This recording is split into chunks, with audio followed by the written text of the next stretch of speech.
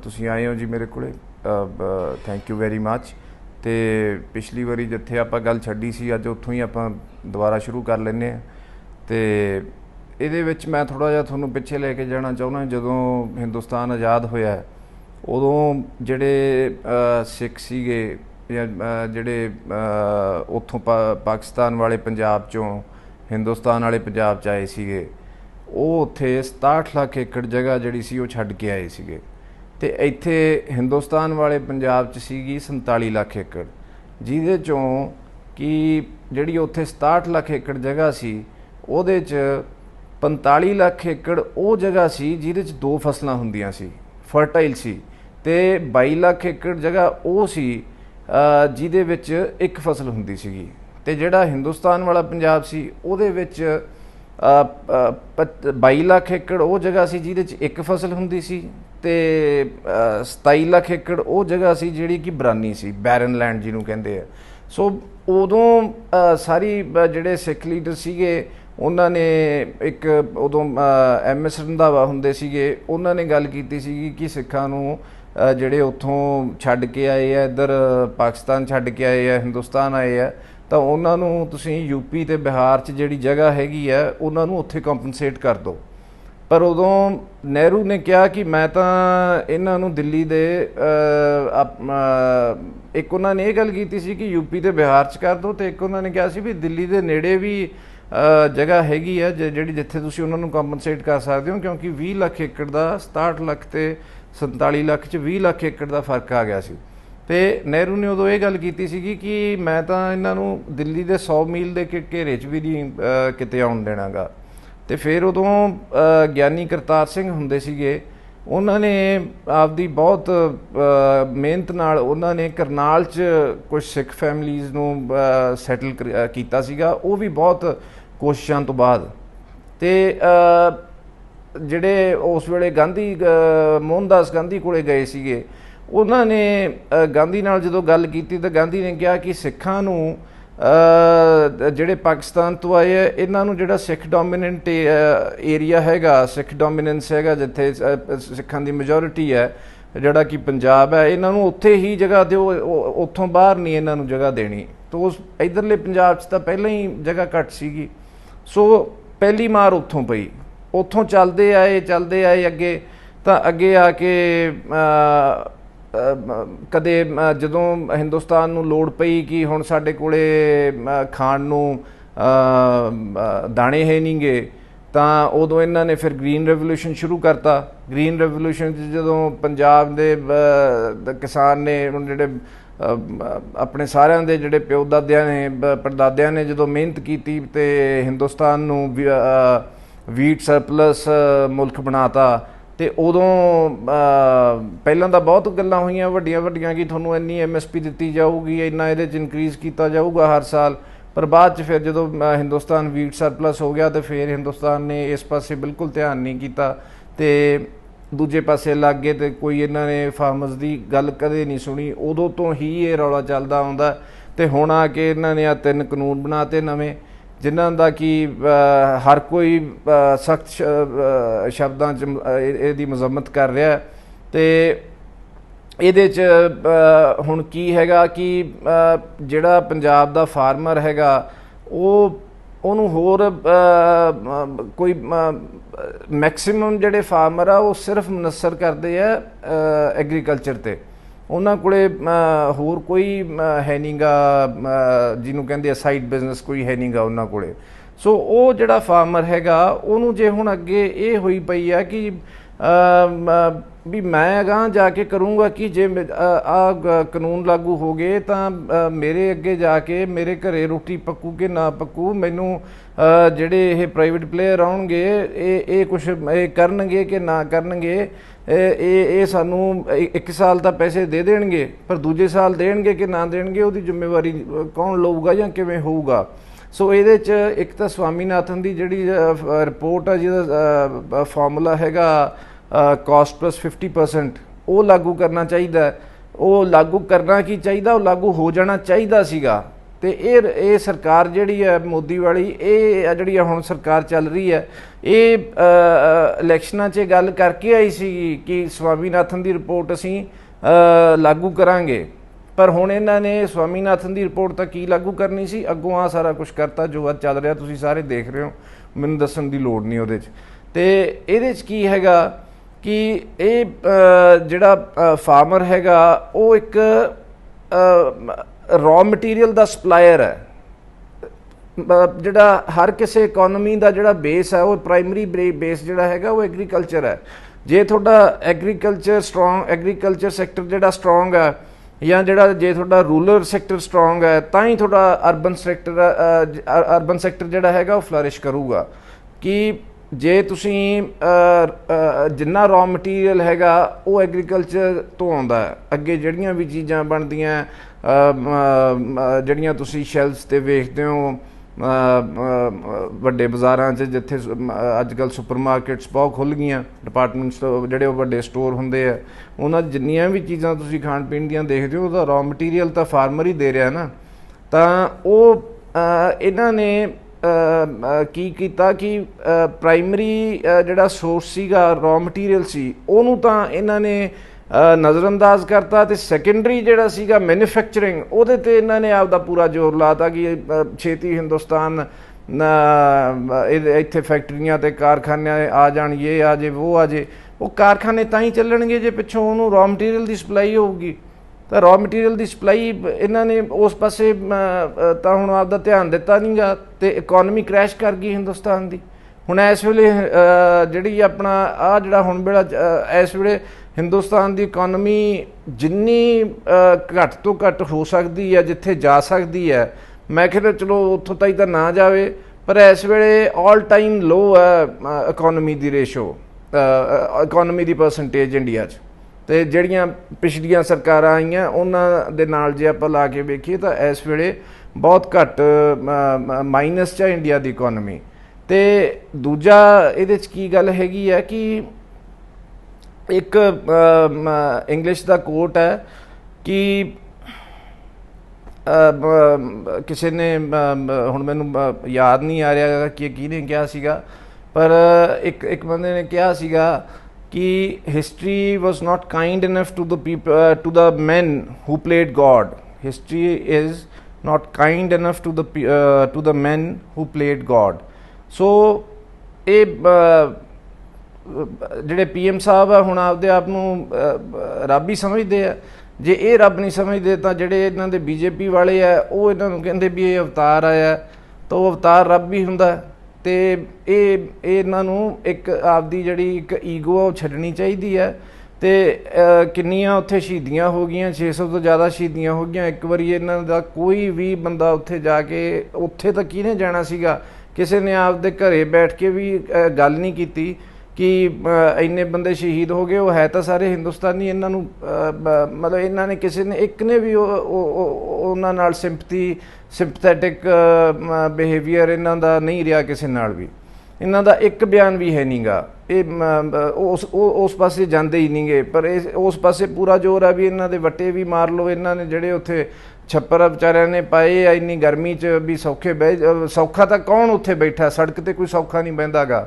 ਸੜਕ 'ਤੇ ਭਾਵੇਂ ਕੋਈ ਹੋਵੇ ਉਹ ਔਖਾ ਹੀ ਹੁੰਦਾ।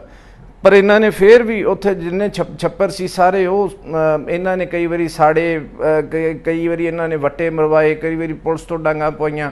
ਪਰ ਇੰਨੇ ਸਾਰੇ ਬਾਅਦ ਵੀ ਹਜੇ ਵੀ ਇਹਨਾਂ ਦਾ ਜੀ ਨਹੀਂ ਭਰਿਆ, ਹਜੇ ਵੀ ਇਹ ਕਿਸੇ ਗੱਲ 'ਤੇ ਆ ਨਹੀਂ ਰਹੇ। ਸੋ ਮੋਦੀ ਸਾਹਿਬ ਨੂੰ, ਪ੍ਰਾਈਮ ਮਿਨਿਸਟਰ ਨੂੰ, ਕਿਉਂਕਿ ਮੈਂ ਪ੍ਰਾਈਮ ਮਿਨਿਸਟਰ ਹੀ ਕਹੂੰਗਾ ਕਿ ਪ੍ਰਾਈਮ ਮਿਨਿਸਟਰ ਨੂੰ ਆਪਦੀ ਇੱਕ ਜਿਹੜੀ ਜ਼ਿੱਦ ਆ ਬੱਚਿਆਂ ਵਾਲੀ ਉਹ ਛੱਡਣੀ ਚਾਹੀਦੀ ਹੈ।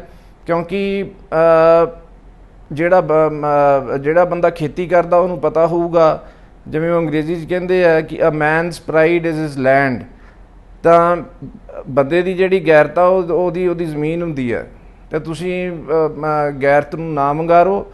ਜੇ ਅਸੀਂ ਉੱਥੇ ਹੁਣ 8-9 ਮਹੀਨਿਆਂ ਦੇ ਬੈਠੇ ਆ ਤਾਂ ਉਹ ਅਸੀਂ ਆਪਦੀ ਗੈਰਤ ਪਿੱਛੇ ਹੀ ਬੈਠੇ ਹਾਂ, ਅਸੀਂ ਆਪਦੀ ਜ਼ਮੀਰ ਪਿੱਛੇ ਹੀ ਬੈਠੇ ਹਾਂ। ਅਸੀਂ ਜੇ ਅੱਜ ਸਾਡੇ ਪੜਦਾਦਿਆਂ ਤੋਂ ਲੈ ਕੇ ਅਸੀਂ ਅੱਜ ਇੱਥੇ ਰੋਟੀ ਖਾਈ ਜਾਂਦੇ ਹਾਂ, ਅਤੇ ਇਹ ਉਹ ਜ਼ਮੀਨ ਹੀ ਹੈ। ਅਤੇ ਜਿਹੜੀ ਜਿੱਥੋਂ ਸਾਨੂੰ ਰੋਟੀ ਮਿਲ ਰਹੀ ਹੈ ਤੇ ਅਕਾਲ ਪੁਰਖ ਸੱਚੇ ਪਾਤਸ਼ਾਹ ਦੀ ਮਿਹਰ ਨਾਲ ਇਹ ਸਾਰਾ ਜਿਹੜਾ ਹੈਗਾ ਇੰਨੇ ਸਾਲਾਂ ਤੋਂ ਇਹੀ ਜ਼ਮੀਨ ਸਾਨੂੰ ਪਾਲ ਰਹੀ ਹੈ, ਇਹੀ ਸਾਡਾ ਜ਼ਰੀਆ ਇੱਕ। ਬਾਕੀ ਮੈਨੂੰ ਇੱਕ ਇਹ ਨਹੀਂ ਗੱਲ ਸਮਝ ਆਉਂਦੀ ਕਿ ਲੋਕ ਜਿਹੜੀ ਇਹ ਗਵਰਨਮੈਂਟ ਹੈਗੀ ਆ ਇਹਦੇ 'ਚ ਪ੍ਰਾਈਮ ਮਿਨਿਸਟਰ ਜਿਹੜਾ ਵੀ ਕੋਈ ਨਵੀਂ ਚੀਜ਼ ਬਣਾਉਂਦਾ ਉਹਦੇ 'ਚ ਲੋਕਾਂ ਦਾ ਨੈਗੇਟਿਵ ਰਿਐਕਸ਼ਨ ਕਿਉਂ ਆਉਂਦਾ? ਜੇ ਇਹਨਾਂ ਨੇ ਫਾਰਮ ਲਾਜ਼ ਲਿਆਂਦੇ ਤਾਂ ਉਹ ਨੈਗੇਟਿਵ, ਇਹ ਕਹਿੰਦੇ ਬਹੁਤ ਚੰਗੇ ਆ। ਅੱਗੇ ਜਿਨ੍ਹਾਂ ਨੇ ਜਿਹੜੇ ਫਾਰਮਰਸ ਆ ਉਹ ਕਹਿ ਰਹੇ ਆ ਕਿ ਇਹ ਮਾਰੂ ਕਾਨੂੰਨ ਹੈ, ਤੇ ਹੈ ਮਾਰੂ ਕਾਨੂੰਨ, ਤੁਸੀਂ ਪੜ੍ਹ ਲਓ। ਤੇ ਜੇ ਇਹਨਾਂ ਨੇ GST ਲਾਗੂ ਕੀਤਾ ਤਾਂ ਉਹ GST ਪਿੱਛੇ ਰੌਲਾ ਪੈ ਗਿਆ। ਜੇ ਇਹਨਾਂ ਨੇ ਹੁਣ HUID ਕੀਤਾ ਹੈਗਾ ਜਿਹੜੇ ਜੁਐਲਰਸ ਹੈਗੇ ਆ ਉਹਨਾਂ ਵਾਸਤੇ, ਤਾਂ ਉਹਦੇ ਪਿੱਛੇ ਜੁਐਲਰ ਰੌਲਾ ਪਾਈ ਜਾਂਦੇ ਆ, ਕਿਉਂਕਿ ਉਹ ਰੌਲਾ ਪਾਉਣਗੇ ਹੀ, ਕਿਉਂਕਿ ਹਾਲ ਮਾਰਕਿੰਗ ਸੈਂਟਰ ਹੀ ਸਾਰੇ 933 ਆ ਸਾਰੇ ਹਿੰਦੁਸਤਾਨ 'ਚ, ਤੇ ਰੋਜ਼ ਦਾ ਤੇ ਹੁਣ ਆਪਣਾ ਸਾਲ ਦਾ 12 ਕਰੋੜ ਜੁਐਲਰੀ ਦਾ ਪੀਸ ਹੈਗਾ ਜਿਹੜਾ ਉੱਥੇ ਹਾਲਮਾਰਕ ਹੋਣਾ। ਤੇ ਇਹਦੇ 'ਚ ਇੱਕ ਜਿਹੜਾ ਕਸਟਮਰ ਹੈਗਾ ਜਿਹੜਾ ਲੈ ਰਿਹਾ ਜਾ ਕੇ, ਉਹਦੀ ਵੀ ਇਨਵੇਜਨ ਆਫ ਪ੍ਰਾਈਵੇਸੀ ਹੈ, ਉਹ ਵੀ ਗਵਰਨਮੈਂਟ ਦੀ ਉਹਦੇ 'ਚ ਗਵਰਨਮੈਂਟ ਕੋਲੇ ਸਾਰਾ ਡਾਟਾ ਆ ਜਾਊਗਾ ਵੀ ਇਹਨੇ ਇਸ ਬੰਦੇ ਨੇ ਇੰਨਾ ਗੋਲਡ ਲਿਆ, ਇਸ ਬੰਦੇ ਨੇ ਇੰਨਾ ਗੋਲਡ ਲਿਆ। ਸੋ this is invasion of privacy. ਇਹ ਨਹੀਂ ਚਾਹੀਦਾ। ਇਹ ਕੌਨਸਟੀਟਿਊਸ਼ਨ 'ਚ ਵੀ ਆਉਂਦਾ ਕਿ ਤੁਸੀਂ ਕਿਸੇ ਦੀ ਪ੍ਰਾਈਵੇਸੀ 'ਚ ਉਹਨੂੰ ਪਬਲਿਕ ਡੋਮੇਨ, ਕਿਸੇ ਦੀ ਪ੍ਰਾਈਵੇਟ ਚੀਜ਼ ਨੂੰ ਪਬਲਿਕ ਡੋਮੇਨ 'ਚ ਨਹੀਂ ਲਿਆ ਸਕਦੇਗੇ, ਤੇ ਅਨਲੈਸ ਉਹ ਬੰਦਾ ਪਬਲਿਕ ਡੋਮੇਨ 'ਚ ਹੋਵੇ ਤੇ ਜਾਂ ਉਹ ਇਹੋ ਜਿਹਾ ਕੋਈ ਕੰਮ ਕਰੇ ਜਿੱਥੇ ਕਿ ਜਦੋਂ ਬੰਦਾ ਫਿਰ ਕੋਈ ਪਬਲਿਕ ਡੋਮੇਨ 'ਚ ਆ ਜਾਂਦਾ, ਚਲੋ ਉਦੋਂ ਤਾਂ ਫਿਰ ਉਹਦੀਆਂ ਸਾਰੀਆਂ ਗੱਲਾਂ ਕੋਈ ਹੋ ਹੀ ਜਾਂਦੀਆਂ, ਪਰ this is invasion of privacy. ਤੇ ਉਸ ਤੋਂ ਬਾਅਦ ਕੀ ਗੱਲ ਹੈਗੀ ਹੈ ਕਿ ਹੁਣ ਜਿਹੜਾ ਸਾਡਾ ਪਾਣੀਆਂ ਦਾ ਮਸਲਾ ਹੈ, ਤੇ ਇਹ ਜਦੋਂ ਬ੍ਰਿਟਿਸ਼ ਸੀਗੇ ਉਦੋਂ ਉਹਨਾਂ ਨੇ ਜਿਹੜੀ ਆ ਗੰਕ ਨਾਲ, ਸਾਡੇ ਫਾਜ਼ਿਲਕਾ ਦੇ ਨਾਲ ਹੀ ਆ, ਇਹ ਗੰਕ ਨਾਲ ਜਦੋਂ ਗੋਰਿਆਂ ਨੇ ਬਣਾਈ ਸੀਗੀ, ਤੇ ਉਹ ਰਾਜਾ ਜਿਹੜਾ ਬੀਕਾਨੇਰ ਵਾਲਾ ਸੀ, ਰਾਜਾ ਗੰਗਾ ਸਿੰਘ, ਉਹਦੇ ਨਾਲ ਇਹਨਾਂ ਦਾ ਇਹ ਅਕੋਰਡ ਹੋਇਆ ਸੀਗਾ ਕਿ ਅਸੀਂ ਦੋ ਚੀਜ਼ਾਂ ਗੰਗਾ ਸਿੰਘ ਨੂੰ ਕਰਨੀਆਂ ਪੈਣਗੀਆਂ, ਕਿ ਇੱਕ ਤਾਂ ਜਿਹੜੇ ਫਾਰਮਰਸ ਹੈਗੇ ਆ ਉਹਨਾਂ ਨੂੰ ਰਾਜਸਥਾਨ 'ਚ ਤੂੰ ਜਗ੍ਹਾ ਦੇਂਗਾ, ਉਹਨਾਂ ਨੂੰ ਉੱਥੇ ਉਹ ਆਪਦੀ ਫਾਰਮਿੰਗ ਕਰ ਸਕਣਗੇ, ਤੇ ਇੱਕ ਜਿਹੜੇ ਜਿੰਨਾ ਤੂੰ ਪਾਣੀ ਵਰਤੇਂਗਾ ਉਹਦੇ ਵਾਟਰ ਚਾਰਜਸ ਤੈਨੂੰ ਦੇਣੇ ਪੈਣਗੇ। ਤੇ ਇਹ ਜਿਹੜੇ ਉੱਥੇ ਫਾਰਮਰਸ ਅੱਜ ਗੰਗਾ ਨਗਰ ਜਾਂ ਸੂਰਤਗੜ੍ਹ 'ਚ ਰਹਿ ਰਹੇ ਆ, ਇਹ ਉਸ ਕਰਕੇ ਹੀ ਰਹਿ ਰਹੇ ਆ ਜਿਹੜਾ ਗੋਰਿਆਂ ਦਾ ਮੁਆਹਦਾ ਹੋਇਆ ਸੀਗਾ ਗੰਗਾ ਸਿੰਘ ਨਾਲ, ਜਿਹੜਾ ਬੀਕਾਨੇਰ ਦਾ ਰਾਜਾ ਸੀਗਾ। ਤੇ ਵਾਟਰ ਚਾਰਜਸ ਤਾਂ ਅੱਜ ਤਾਈਂ ਨਹੀਂ ਮਿਲੇ। ਉਹ ਅੱਜ ਤਾਈਂ ਰੌਲਾ ਪਈ ਜਾਂਦਾ ਕਿ ਸਾਡਾ ਪਾਣੀ ਪੰਜਾਬ ਦਾ ਜਾਂਦਾ ਰਿਹਾ। ਇੱਕ ਛੋਟਾ ਜਿਹਾ ਪੰਜਾਬ ਸਾਨੂੰ ਦੇਤਾ, ਵਿੱਚੋਂ ਹਿਮਾਚਲ ਵੀ ਕੱਢ ਲਿਆ, ਸਾਰਾ ਕੁਛ ਕਰ ਲਿਆ, ਤੇ ਇੰਨਾ ਕੁਛ ਕਰਕੇ ਹਜੇ ਵੀ ਨਹੀਂ ਰੱਜਦੇਗੇ, ਤੇ ਹਜੇ ਵੀ ਕਹਿੰਦੇ ਕਿ ਹੁਣ ਅਸੀਂ ਇਹਨਾਂ ਦੀਆਂ ਜ਼ਮੀਨਾਂ ਵੀ ਲੈਣੀਆਂ। ਐਂ ਤਾਂ ਜ਼ਮੀਨਾਂ ਨਹੀਂ ਮਿਲਣੀਆਂ। ਐਂ ਤਾਂ ਫਿਰ ਜੇ ਉੱਥੇ 9 ਮਹੀਨੇ ਹੋ ਗਏ, 10 ਮਹੀਨੇ ਹੋ ਗਏ ਬੈਠਿਆਂ ਨੂੰ, ਤਾਂ ਫਿਰ ਇਹ ਤਾਂ ਸਿਚੁਏਸ਼ਨ ਬਿਲਕੁਲ ਅਨਾਰਕੀ ਬਣੀ ਜਾ ਰਹੀ ਹੈ। ਗਵਰਨਮੈਂਟ ਆਪਦੀ ਈਗੋ ਛੱਡੇ ਤੇ ਜਾ ਕੇ ਉੱਥੇ ਜਾਂ ਜਾਣ ਦੀ ਵੀ ਲੋੜ ਨਹੀਂ, ਤੇ ਉਹ ਜਿਹੜੇ ਲੀਡਰ ਹੈਗੇ ਆ, ਕਿਸਾਨ ਲੀਡਰ, ਉਹਨਾਂ ਨੂੰ ਤੁਸੀਂ ਸੱਦ ਕੇ ਤੇ ਉਹਨਾਂ ਨਾਲ ਗੱਲ ਨਿਬੇੜ ਲਓ। 11 ਵਾਰੀ ਤੁਸੀਂ ਗੱਲ ਕਰ ਲਈ ਹੈ, ਤੇ 12ਵੀਂ ਵਾਰੀ ਜੇ ਕਰਕੇ ਨਿਬੇੜ ਲਓਗੇ ਤਾਂ ਉਹਦੇ 'ਚ ਤੁਹਾਡਾ ਕੁਛ ਘੱਟ ਨਹੀਂ ਜਾਣਾ, ਤੇ ਉਹ ਤੁਹਾਡੀ ਵਾਹ ਵਾਹੀ ਹੋਊਗੀ, ਹੋਰ ਕੁਛ ਨਹੀਂ ਹੋਊਗਾ। ਤੇ ਜਿਹੜਾ ਕਈ ਵਾਰੀ ਇਹ ਹੁੰਦਾ ਕਿ ਜੇ ਆਪਣੀ ਕਿਸੇ ਨਾਲ ਨਹੀਂ ਬਣਦੀ ਹੁੰਦੀ, ਤਾਂ ਜੇ ਉਹਦੀ ਕੋਈ ਚੰਗੀ ਗੱਲ ਹੋਵੇ ਤਾਂ ਆਪਾਂ ਨੂੰ ਉਹਦੇ ਤੋਂ ਵੀ ਉਹ ਗੱਲ ਸਿੱਖਣੀ ਚਾਹੀਦੀ ਹੈ। ਕਿ ਜਿਵੇਂ ਚਾਈਨਾ ਦਾ ਇੱਕ ਮੈਂ ਤੁਹਾਨੂੰ ਐਗਜ਼ਾਮਪਲ ਦਿੰਦਾ ਕਿ ਇੰਡੀਆ 47 'ਚ ਇੰਡੀਪੈਂਡੈਂਟ ਹੁੰਦਾ, ਅਤੇ ਚਾਈਨਾ 'ਚ 49 'ਚ ਕਮਿਊਨਿਸਟ ਪਾਰਟੀ ਆਉਂਦੀ ਹੈ। ਚਾਈਨਾ ਨੇ ਆਪਦੀ ਐਗਰੀਕਲਚਰ 'ਤੇ ਸਾਰਾ ਧਿਆਨ ਦਿੱਤਾ, ਅਤੇ ਉਹ ਇੰਡੀਆ ਨੇ ਵੀ ਬਹੁਤ ਚੰਗੇ ਉਦੋਂ ਕੰਮ ਕੀਤੇ ਆਫਟਰ ਪਾਰਟੀਸ਼ਨ। 1960s 'ਚ ਇੰਡੀਆ ਦਾ ਜਿਹੜਾ ਸੀਗਾ ਪਾਵਰਟੀ ਲੈਵਲ ਬਹੁਤ ਘਟਿਆ ਸੀਗਾ, ਅਤੇ ਉਹੀ ਚਾਈਨਾ ਨੇ ਕੀਤਾ ਕਿ ਜਿਹੜਾ ਉਹਨਾਂ ਦਾ ਐਗਰੀ ਸੈਕਟਰ ਸੀਗਾ, ਉਹਨਾਂ ਨੇ ਆਪਦੇ ਰੂਰਲ ਏਰੀਆਜ਼ 'ਤੇ ਜ਼ਿਆਦਾ ਧਿਆਨ ਦਿੱਤਾ, ਐਗਰੀਕਲਚਰ 'ਤੇ ਜ਼ਿਆਦਾ ਧਿਆਨ ਦਿੱਤਾ ਕਿ ਇਹਨੂੰ ਆਪਾਂ ਸਟਰੋਂਗ ਕਰੀਏ। ਜੇ ਰੂਰਲ ਏਰੀਆ ਸਟਰੋਂਗ ਹੋਊਗਾ ਤਾਂ ਹੀ ਅਰਬਨ ਸੈਕਟਰ ਸਟਰੋਂਗ ਹੋਊਗਾ। ਅਤੇ ਫਿਰ ਉਹ ਐਗਰੀ ਬੇਸਡ ਇੰਡਸਟਰੀਜ਼ ਲੈ ਕੇ ਆਏ ਪਿੰਡਾਂ 'ਚ, ਰੂਰਲ ਏਰੀਆਜ਼ 'ਚ agri based small scale industries ਲੈ ਕੇ ਆਏ, कि इत्थों रॉ मटीਰੀयल आया, फार्मर ਨੂੰ ਆਪਦੀ ਪ੍ਰੋਡਿਊਸ ਦੇ ਪੂਰੇ ਪੈਸੇ ਮਿਲ ਗਏ ਤੇ ਫੈਕਟਰੀਆਂ 'ਚ ਉਹਨਾਂ ਨੇ ਉੱਥੇ ਹੀ ਆਪਦੇ ਲੌਜਿਸਟਿਕਸ ਵੀ ਬਚਾ ਲਏ ਤੇ ਫੈਕਟਰੀਆਂ 'ਚ ਉੱਥੇ ਹੀ ਉਹਨਾਂ ਨੇ ਆਪਦਾ ਉਹ ਜੋ ਉਹਨਾਂ ਨੇ ਬਣਾਉਣਾ ਸੀ ਆਪਦਾ ਬਣਾ ਕੇ ਤੇ ਅੱਗੇ ਫਿਰ ਉਹ ਕਾਸਟਿੰਗ ਘਟ ਗਈ ਉਹਨਾਂ ਦੀ। ਆਪਾਂ ਕਹਿੰਦੇ ਹਾਂ ਚਾਈਨਾ ਦਾ ਸਮਾਨ ਸਸਤਾ, ਕਿਉਂ ਸਸਤਾ? ਉਹਨਾਂ ਦੀਆਂ ਪਾਲਿਸੀਆਂ, ਉਹਨਾਂ ਦੀਆਂ ਇਹ ਆਹ ਪਾਲਿਸੀਆਂ ਹੈਗੀਆਂ ਜਿਨ੍ਹਾਂ ਕਰਕੇ ਉਹਨਾਂ ਦਾ ਸਮਾਨ ਸਸਤਾ ਹੈਗਾ। ਹੋਰ ਕੋਈ ਇਹ ਤਾਂ ਨਹੀਂ ਵੀ ਉਹ ਕੁਛ ਉਹਨਾਂ ਨੂੰ ਸ਼ੌਂਕ ਹੈ ਵੀ ਮਹਿੰਗਾ ਸਮਾਨ ਬਣਾ ਕੇ ਤੇ ਅਸੀਂ ਸਸਤਾ ਵੇਚੀਏ, ਐਂ ਤਾਂ ਕੁਛ ਹੈ ਨਹੀਂ ਗਾ। ਫਿਰ ਇੱਕ ਗੱਲ ਜਿਹੜੀ ਹੁਣ ਹੈਗੀ ਆ ਕਿ ਜਿਹੜਾ ਇਹਨਾਂ ਨੇ ਹੁਣ ਇੱਕ HUID ਜਿਹੜਾ ਪਹਿਲਾਂ ਵੀ ਗੱਲ ਕਰਕੇ ਹਟਿਆ, ਜਿਹੜਾ ਕਿ ਹੌਲਮਾਰਕਿੰਗ ਸਿਸਟਮ ਹੈਗਾ, ਹੌਲਮਾਰਕ ਯੂਨੀਕ ਆਈਡੈਂਟੀਫਿਕੇਸ਼ਨ ਨੰਬਰ, ਉਹਦੇ ਵਿੱਚ ਇੱਕ ਮੈਂ ਥੋੜ੍ਹਾ ਜਿਹਾ ਉਹਦੇ ਪਿੱਛੇ ਤੁਹਾਨੂੰ ਲੈ ਕੇ ਜਾਣਾ ਚਾਹੂੰਗਾ। ਉਹਦੇ 'ਚ ਕੀ ਸੀਗਾ ਕਿ ਜਦੋਂ 1960s 'ਚ ਜਦੋਂ ਮੋਰਾਰਜੀ ਦੇਸਾਈ ਫਾਈਨੈਂਸ ਮਿਨਿਸਟਰ ਸੀ ਤਾਂ ਉਹਨੇ ਇਹਦੇ ਵਿੱਚ ਉਦੋਂ ਗੋਲਡ ਕੰਟਰੋਲ ਐਕਟ ਉਹਨੇ ਲਾਗੂ ਕੀਤਾ ਸੀਗਾ ਕਿ ਜਿਹੜਾ ਇੱਕ ਕੋਈ ਆਮ ਬੰਦਾ ਹੈਗਾ, ਜਿਹੜੀ ਆਮ ਪਾਪੂਲੇਸ਼ਨ ਹੈ, ਉਹ ਗੋਲਡ ਕੋਇਨ ਨਹੀਂ ਲੈ ਸਕਦੀ, ਗੋਲਡ ਬਾਰ ਨਹੀਂ ਲੈ ਸਕਦੀ, ਤੇ ਗੋਲਡ ਬੌਂਡ ਹੁੰਦੇ ਸੀ ਪਹਿਲਾਂ ਬੈਂਕਾਂ 'ਚ, ਉਹ ਵੀ ਨਹੀਂ ਉਹ ਲੈ ਸਕਦੇ, ਤੇ ਜਿਨ੍ਹਾਂ ਕੋਲੇ ਹੈ ਉਹ ਸਰੈਂਡਰ ਕਰਨ। ਤੇ ਜਿਹੜਾ ਲਾਇਸੈਂਸਡ ਜਿਹੜਾ ਜੁਐਲਰ ਹੈਗਾ ਉਹ ਆਪਦਾ 2 ਕਿਲੋ ਗੋਲਡ ਰੱਖ ਸਕਦਾ ਸੀਗਾ, ਤੇ ਜਿਹੜਾ ਅਨਲਾਇਸੈਂਸਡ ਹੈਗਾ ਜਿਹਦੇ ਕੋਲ ਲਾਇਸੈਂਸ ਹੈ ਨਹੀਂ ਉਹ 100 ਗ੍ਰਾਮ ਰੱਖ ਸਕਦਾ, 10 ਤੋਲੇ ਰੱਖ ਸਕਦਾ। ਤੇ ਲਾਇਸੈਂਸ ਉਸ ਵੇਲੇ ਬਹੁਤ ਔਖਾ ਮਿਲਦਾ ਸੀ, ਉਹ ਐਂ ਮਿਲਦਾ ਸੀ ਜਿਵੇਂ ਐਵਰੇਸਟ ਚੜ੍ਹ ਗਏ ਤੇ ਉਹ ਲਾਇਸੈਂਸ ਮਿਲ ਗਿਆ, ਉਹ ਇਹੀ ਗੱਲ ਸੀ। ਤੇ ਉਸ ਤੋਂ ਬਾਅਦ ਕੀ ਹੋਇਆ, ਜਿਹੜੇ ਉਹ 30 ਸਾਲ ਸੀਗੇ, ਫਿਰ ਉਸ ਤੋਂ ਬਾਅਦ ਫਿਰ ਗੋਲਡ ਦੀ ਸਮਗਲਿੰਗ ਸ਼ੁਰੂ ਹੋਈ। ਫਿਰ ਉਹ ਦੂਜਾ ਇਲੀਗਲ, ਜਦੋਂ ਉਹ ਇਲੀਗਲ ਜਿਹੜਾ ਰਾਹ ਸੀਗਾ ਉਹ ਸ਼ੁਰੂ ਹੋ ਗਿਆ।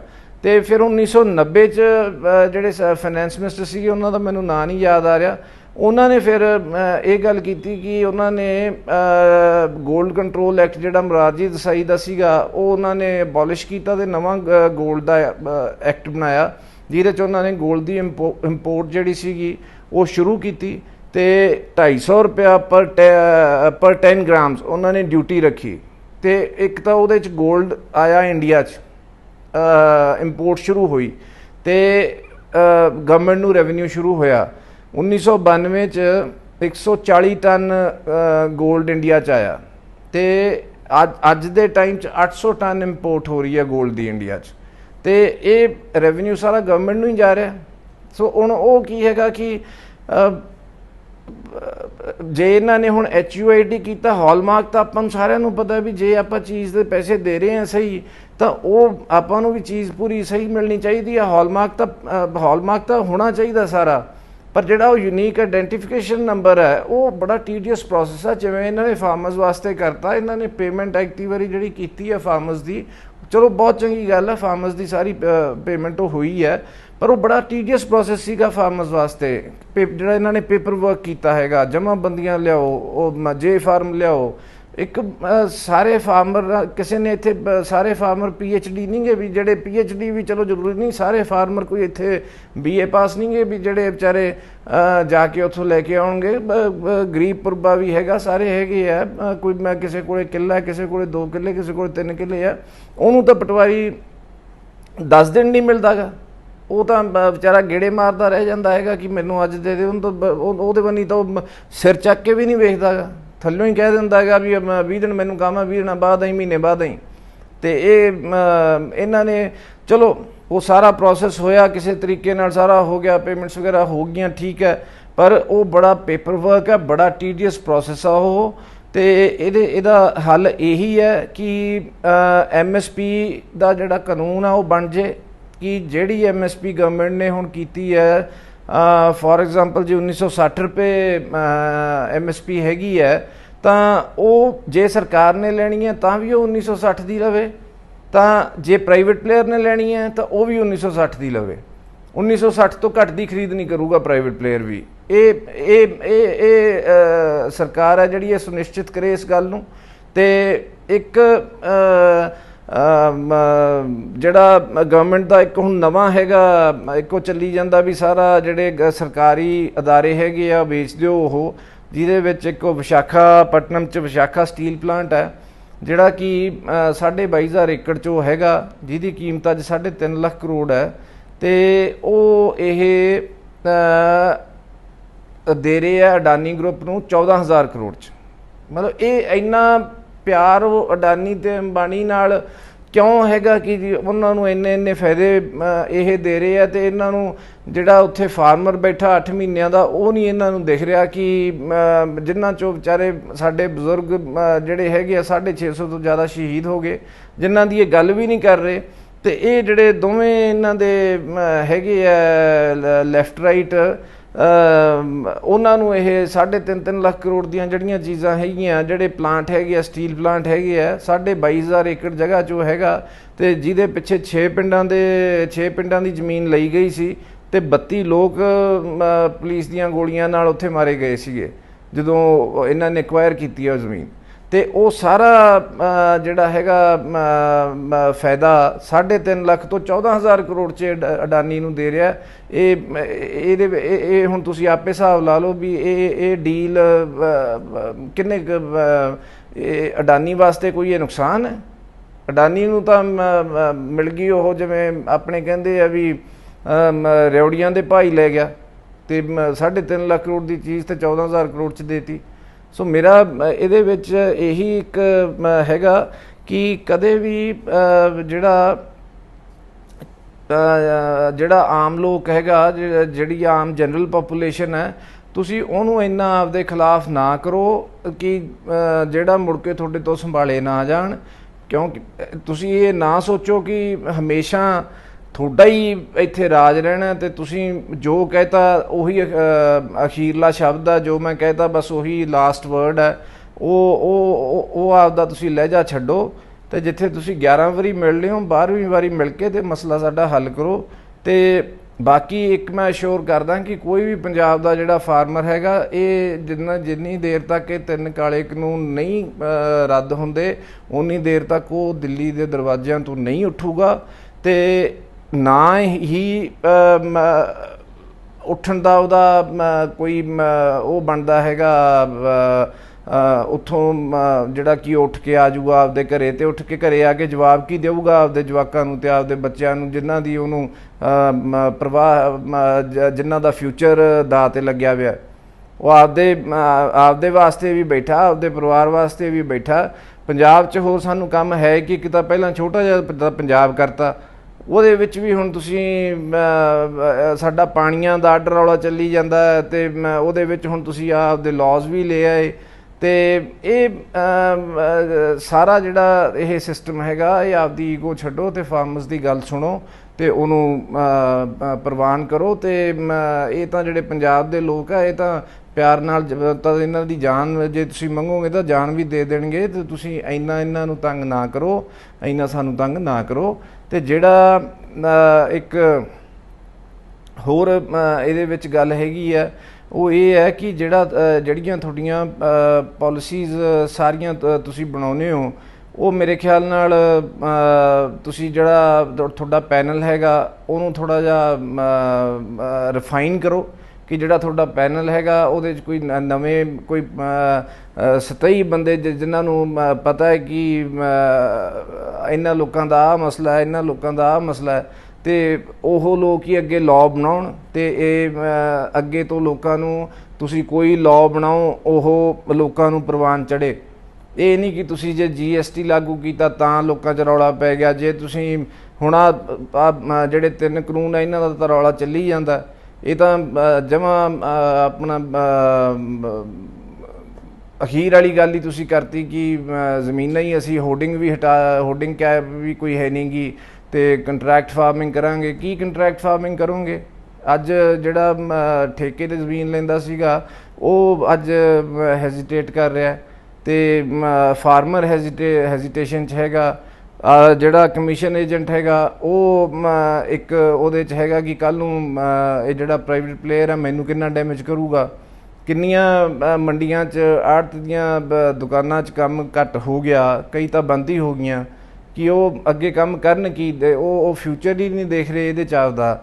ਤੇ ਇਹ ਸਿਰਫ ਤੇ ਸਿਰਫ ਇਹ ਜਿਹੜੀ ਗੱਲ ਹੈਗੀ ਆ, ਸਿਰਫ ਇਹ ਗੱਲ ਹੈ ਈਗੋ ਦੀ। PM ਦੀ ਈਗੋ ਆ, PM ਨੂੰ ਆਪਦੀ ਈਗੋ ਛੱਡਣੀ ਚਾਹੀਦੀ ਹੈ। ਮੇਰੀ ਇੱਕ ਬੇਨਤੀ ਹੈ, ਰਿਕੁਐਸਟ ਹੈ ਕਿ ਇਹਨੂੰ ਤੁਸੀਂ ਸਾਰੇ ਪੜ੍ਹੋ। ਇਹ ਸਾਰਾ ਤੁਸੀਂ ਕਿਤੇ ਮਰਜ਼ੀ YouTube ਤੇ ਨੈੱਟ ਤੇ ਜਿੱਥੇ ਮਰਜ਼ੀ ਤੁਸੀਂ ਵੇਖ ਲਓ। ਇਹ ਜਿੰਨੀਆਂ ਗੱਲਾਂ ਮੈਂ ਕੀਤੀਆਂ ਇਹਦੇ 'ਚੋਂ ਜੇ ਕੋਈ ਮੇਰੀ ਕੋਈ ਤੁਹਾਨੂੰ ਗੱਲ ਲੱਗਦੀ ਹੈ ਕਿ ਮੈਂ ਗਲਤ ਬੋਲ ਰਿਹਾ ਤੁਸੀਂ ਉਹ ਵੀ ਮੈਨੂੰ ਦੱਸੋ। ਪਰ ਤੇ ਇੱਕ ਜ਼ਿਆਦਾ ਤੋਂ ਜ਼ਿਆਦਾ ਤੁਸੀਂ ਆਪ ਵੀ ਸਾਰੇ ਆਪਾਂ ਹੋਰ ਗੱਲਾਂ ਕਰਦੇ ਰਹਿੰਦੇ ਹਾਂ, ਸਿੰਗਰਾਂ ਦੀਆਂ ਗੱਲਾਂ ਕਰਦੇ ਰਹਿੰਦੇ ਹਾਂ। ਉਹਨਾਂ ਨੇ ਵੀ ਬਹੁਤ ਚੰਗਾ ਕੰਮ ਕੀਤਾ, ਉੱਥੇ ਗਏ ਆ, ਉਹਨਾਂ ਨੇ ਵੀ ਲੋਕ ਲਾਮਬੰਦ ਕੀਤੇ ਆ। ਪਰ ਆਪਾਂ ਇਹ ਗੱਲ ਵੀ ਕਰੀਏ ਕਿ ਵੱਧ ਤੋਂ ਵੱਧ ਤੁਸੀਂ ਆਪ ਲੋਕ ਜਿਹੜੇ ਹੈਗੇ ਸੋਸ਼ਲ ਮੀਡੀਆ 'ਤੇ ਵੱਧ ਤੋਂ ਵੱਧ ਇਸ ਕਾਨੂੰਨ ਦੀ ਨਿਖੇਧੀ ਕਰੋ, ਕਿਉਂਕਿ ਇਹ ਜਿਹੜਾ ਕਾਨੂੰਨ ਹੈਗਾ ਇਹਨੇ ਪੱਲੇ ਕੁਛ ਨਹੀਂ ਛੱਡਣਾ ਆਪਣੇ। ਪਰ ਉਹ ਟਾਈਮ ਆਉਣਾ ਹੀ ਨਹੀਂ ਗਾ, ਅਕਾਲ ਪੁਰਖ ਸੱਚੇ ਪਾਤਸ਼ਾਹ ਦੀ ਮਿਹਰ ਹੈ, ਉਹ ਟਾਈਮ ਆਉਣਾ ਹੀ ਨਹੀਂ ਗਾ ਕਿ ਇਹ ਬਿਲਕੁਲ ਇਹ ਕਾਨੂੰਨ ਲਾਗੂ ਨਹੀਂ ਹੋਣਗੇ ਪੰਜਾਬ 'ਚ, ਤੇ ਨਾ ਹੋਣ ਦਿਆਂਗੇ। ਅਤੇ ਇਹ ਇੱਕ ਅਨਾਰਕੀ ਬੰਨੀ ਮੁਲਕ ਜਾ ਰਿਹਾ, ਅਤੇ ਇਸ ਸਰਕਾਰ ਨੂੰ ਕੋਈ ਅਕਲ ਕਰਨੀ ਚਾਹੀਦੀ ਹੈ ਕਿ ਮਾਈਨੋਰਿਟੀਜ਼ ਤਾਂ ਪਹਿਲਾਂ ਹੀ ਤੁਹਾਡੇ ਤੋਂ ਸਾਰੀਆਂ ਤੁਸੀਂ ਮਾਈਨੋਰਿਟੀਜ਼ ਨੂੰ ਕੰਧ ਨਾਲ ਲਾਇਆ ਹੋਇਆ, ਅਤੇ ਇਦੋਂ ਜ਼ਿਆਦਾ ਜਿਹੜਾ ਦਖਲ ਹੈਗਾ ਕਿਸੇ ਦੇ ਕਾਰੋਬਾਰ 'ਚ ਜਾਂ ਕਿਸੇ ਦੇ ਜਿਹੜਾ ਲਾਈਵਲੀਹੁੱਡ ਹੈਗਾ ਜਿਹਦੇ ਨਾਲ ਉਹ ਆਪਦਾ ਪਰਿਵਾਰ ਪਾਲਦਾ ਹੈਗਾ ਉਹਦੇ ਵਿੱਚ ਤੁਸੀਂ ਨਾ ਕਰੋ। ਅਤੇ ਜਿਹੜਾ ਇਹ ਜਿਹੜੇ ਤੁਹਾਡੇ ਇਹ ਲੌਜ਼ ਹੈਗੇ ਆ ਇਹਨਾਂ ਨੂੰ ਆਪਦਾ ਤੁਸੀਂ ਵਾਪਸ ਲਓ, ਅਤੇ ਇਹਨੂੰ ਬਹੁਤ ਚੰਗੇ ਤਰੀਕੇ ਨਾਲ ਇਹ ਜਿੰਨੇ ਫਾਰਮਰਸ ਉੱਥੇ ਪ੍ਰੋਟੈਸਟ ਕਰ ਰਹੇ ਆ ਉਹ ਵੈਲਕਮ ਕਰਨਗੇ ਤੁਹਾਡੀ ਮੂਵ। ਅਤੇ ਇੱਕ ਹੋਰ ਗੱਲ ਹੈ, ਜਦੋਂ ਕੌਂਸਟੀਟਿਊਸ਼ਨ ਦਾ ਪ੍ਰੀਐਂਬਲ ਲਿਖਿਆ ਜਾ ਰਿਹਾ ਸੀਗਾ ਉਦੋਂ ਇੱਕ H.V. ਕਾਮਤ ਹੁੰਦੇ ਸੀਗੇ, ਉਹਨਾਂ ਨੇ ਇੱਕ ਇਹ ਕਿਹਾ ਕਿ ਜਿਹੜਾ ਪ੍ਰੀਐਂਬਲ ਹੈਗਾ ਕੌਂਸਟੀਟਿਊਸ਼ਨ ਦਾ ਉਹ ਆਪਾਂ ਰਿਲੀਜਨ ਤੋਂ ਸ਼ੁਰੂ ਕਰਦੇ ਹਾਂ। ਤਾਂ ਰਜਿੰਦਰ ਪ੍ਰਸਾਦ ਨਾਲ ਸੀਗੇ ਅਤੇ ਉਹ ਕਹਿੰਦੇ ਕਿ ਬਿਲਕੁਲ ਨਹੀਂ, ਇਹ ਜਿਹੜੀ ਕੌਂਸਟੀਟਿਊਸ਼ਨ ਹੈ ਇਹ ਲੋਕਾਂ ਵਾਸਤੇ ਬਣਨੀ ਹੈ ਹਿੰਦੁਸਤਾਨ ਦੇ, ਅਤੇ ਇਹਦਾ ਕਿਸੇ ਰਿਲੀਜਨ ਨਾਲ ਇਹਦਾ ਸਾਰੇ ਇਕੁਅਲ ਹੈਗੇ ਹੈ, ਭਾਵੇਂ ਉਹ ਸਿੱਖ ਹੈ, ਭਾਵੇਂ ਉਹ ਹਿੰਦੂ ਹੈ, ਭਾਵੇਂ ਉਹ ਮੁਸਲਮਾਨ ਹੈ, ਭਾਵੇਂ ਉਹ ਕ੍ਰਿਸਚਨ ਹੈ, ਭਾਵੇਂ ਉਹ ਪਾਰਸੀ ਹੈ, ਭਾਵੇਂ ਉਹ ਜੈਨੀ ਹੈ, ਭਾਵੇਂ ਉਹ ਬੁੱਧਿਸਟ ਹੈ, ਸਾਰੇ ਜਿਹੜੇ ਹੈਗੇ ਇਕੁਅਲ ਹੈ। ਸੋ ਰਿਲੀਜਨ 'ਤੇ ਇਹ ਬਿਲਕੁਲ ਪ੍ਰੀਐਂਬਲ ਸ਼ੁਰੂ ਨਹੀਂ ਹੋਊਗਾ। ਸੋ ਉਹ ਲੋਕਾਂ ਦੀ ਸੋਚ ਲੈ ਕੇ ਆਓ, ਅਤੇ ਇਹ ਮੁਲਕ 'ਚ ਬਹੁਤ ਪੋਟੈਂਸ਼ੀਅਲ ਹੈ।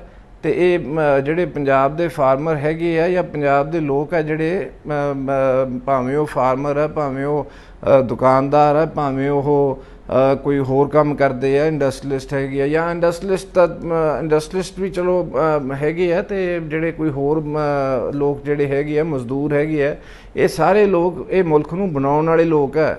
ਇਹਨਾਂ ਨਾਲ ਥੋੜ੍ਹਾ ਜਿਹਾ ਤੁਸੀਂ ਆਪਦਾ ਸੌਫਟ ਜਿਹੜਾ ਹੈਗਾ ਤੁਹਾਡਾ, ਮੈਨੂੰ ਨਹੀਂ ਪਤਾ ਕਿ ਤੁਹਾਡਾ ਕਿਹੜਾ ਸੌਫਟ ਹੈਂਡ ਆ, ਪਰ ਆਪਦਾ ਜਿਹੜਾ ਸੌਫਟ ਹੈਂਡ ਆ ਪੁੱਟ ਯੋਰ ਸੌਫਟ ਹੈਂਡ ਫਾਰਵਰਡ, ਤਾਂ ਇਹ ਲੋਕ ਤੁਹਾਡੇ ਪਿੱਛੇ ਜਾਣ ਵੀ ਦੇਣਗੇ। ਪਰ ਇਹਨਾਂ ਨੂੰ ਤੰਗ ਨਾ ਕਰੋ, ਕਿਉਂਕਿ ਇਹਨਾਂ ਕੋਲ ਤੀਜਾ ਰਾਹ ਨਹੀਂ ਇਹਨਾਂ ਨੂੰ ਆਉਂਦਾ ਗਾ, ਜਾਂ ਇਹ ਅੱਗੇ ਜਾਂਦੇ ਆ ਜਾਂ ਇਹ ਫਿਰ ਉੱਥੇ ਪੈਰ ਗੱਡ ਕੇ ਖੜੇ ਹੋ ਜਾਂਦੇ, ਪਰ ਇਹ ਪਿੱਛੇ ਨਹੀਂ ਕਦੇ ਗਏ ਅਤੇ ਨਾ ਜਾਣਗੇ। ਸੋ ਇਹ ਇੰਨੀਆਂ ਕੁ ਬੇਨਤੀਆਂ ਕਰਦਾ, ਇਹੀ ਮੇਰੀ ਇੱਕ ਲਾਸਟ ਤੁਹਾਨੂੰ ਬੇਨਤੀ ਹੈਗੀ ਹੈ ਕਿ ਇਹ ਜੋ ਵੀ ਕੁਛ ਹੈ ਇਹਨੂੰ ਸਾਰਾ ਕਰਕੇ ਅਤੇ ਇੱਕ ਮੀਟਿੰਗ ਸੋਚ ਵਿਚਾਰ ਕੇ ਸਾਡਾ ਤਾਂ, ਕਿਉਂਕਿ ਜਿਹੜੇ ਲੀਡਰ ਹੈਗੇ ਆ ਉੱਥੇ ਕਿਸਾਨ ਲੀਡਰ, ਉਹ ਤਾਂ ਵਾਰੀ ਕਹਿੰਦੇ ਆ ਕਿ ਅਸੀਂ 11 ਵਾਰੀ ਇਹਨਾਂ ਨੂੰ ਦੱਸ ਚੁੱਕੇ ਹਾਂ, ਸਾਰਾ ਕੁਛ ਐਕਸਪਲੇਨ ਕਰ ਚੁੱਕੇ ਹਾਂ, ਫਿਰ ਵੀ ਇਹ ਉਹਦੇ 'ਤੇ ਨਹੀਂ ਹਜੇ ਤਾਈਂ ਕੋਈ ਐਕਸ਼ਨ ਕਰ ਰਹੇ, ਗੱਲ ਹੀ ਨਹੀਂ ਕਰ ਰਹੇ। ਅਤੇ 12ਵੀਂ ਇੱਕ ਮੀਟਿੰਗ ਕਰ ਲਓ ਅਤੇ ਉਹਦੇ 'ਚ ਤੁਸੀਂ ਆ ਕੇ ਅਤੇ ਇਹ ਜਿਹੜੀਆਂ ਸਾਡੀਆਂ ਮੰਗਾਂ ਇਹ ਪੂਰੀਆਂ ਕਰ ਦਿਓ।